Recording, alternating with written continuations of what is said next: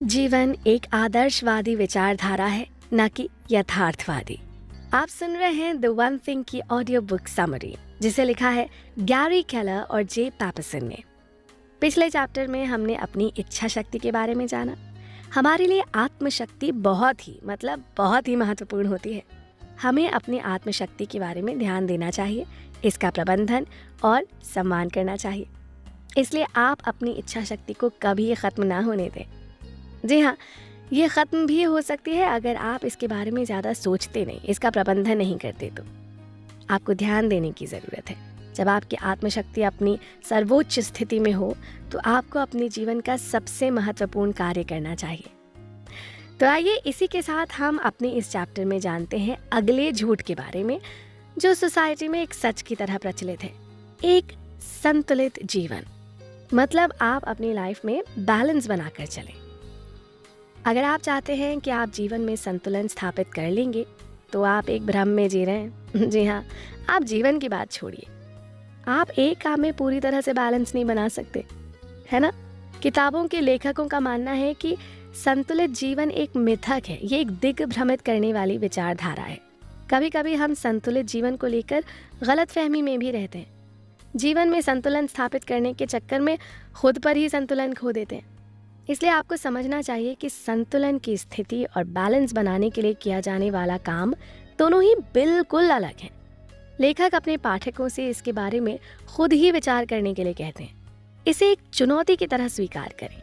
इस गलत अवधारणा को अपने दिमाग से निकाल दें। कीथ एच हैमंड्स कहते हैं कि हकीकत तो यह है कि संतुलन एक झूठ है। ये उस स्वप्न की तरह है जो कभी पूरा नहीं हो सकता। काम और जिंदगी के बीच संतुलन बनाने के तरीकों की खोज न केवल एक बेकार प्रस्ताव है, बल्कि ये खतरनाक और विनाशकारी भी है।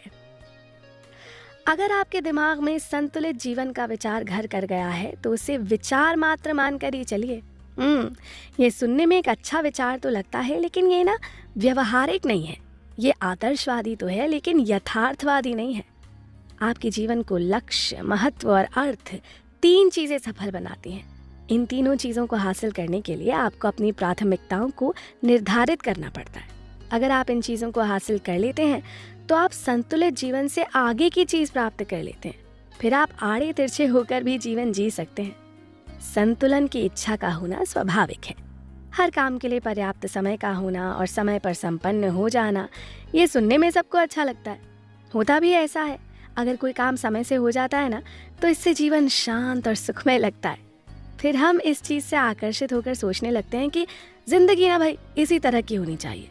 लेकिन हकीकत में ऐसा होता नहीं, क्योंकि जीवन के सारे काम समय से नहीं होते। कुछ चीज़ें ऊपर नीचे हो ही जाती हैं, है ना। सबसे पहले जान लेना चाहिए कि हमारे लिए हमारा समय महत्वपूर्ण है।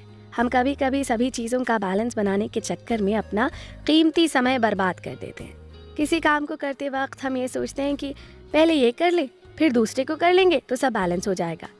लेकिन ऐसा स्वाभाविक नहीं है।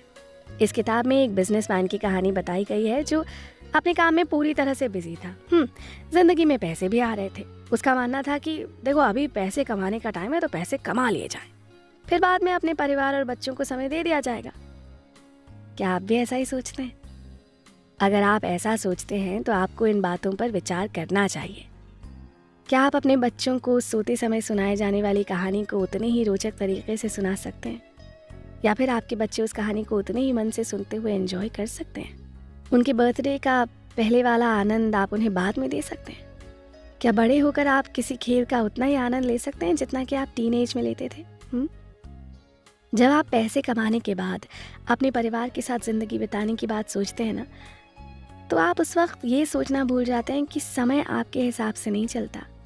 जब आप समय के साथ खेल खेलने की कोशिश करते हैं तो आपको ये भी ध्यान में रखना चाहिए कि इसमें आपका जीतना बहुत ज़रूरी है।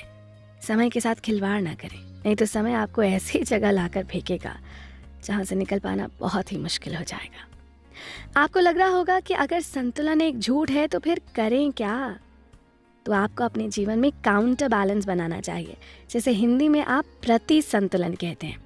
इसमें आपका अनुभव काम करता है, क्योंकि आप जीवन में चाहे जितने काम कर लें, लेकिन आपको अपने आखिरी समय में यही लगेगा कि आपको कुछ और काम करने बाकी हैं। आइए एक बैले डांसर के उदाहरण से संतुलन को समझते हैं। बैले डांसर जब डांस करते करते अपने अंगूठे पर खड़ी होकर लहराने लगती हैं तो हमें लगता है कि वो हवा में तैर रही हैं। आपको संतुलन और खूबसूरती के मेल का खेल देखकर मज़ा आता है, लेकिन अगर आप पास जाकर देखेंगे ना तो पाएंगे कि इस बीच उनका अंगूठा लगातार कांप रहा होता है, जो कि प्रति क्षण बैलेंस बनाने की कोशिश में लगा हुआ होता है। इसे काउंटर बैलेंस कहते हैं। अच्छे तरीके से किया गया संतुलन हकीकत में संतुलन का भ्रम पैदा करता है।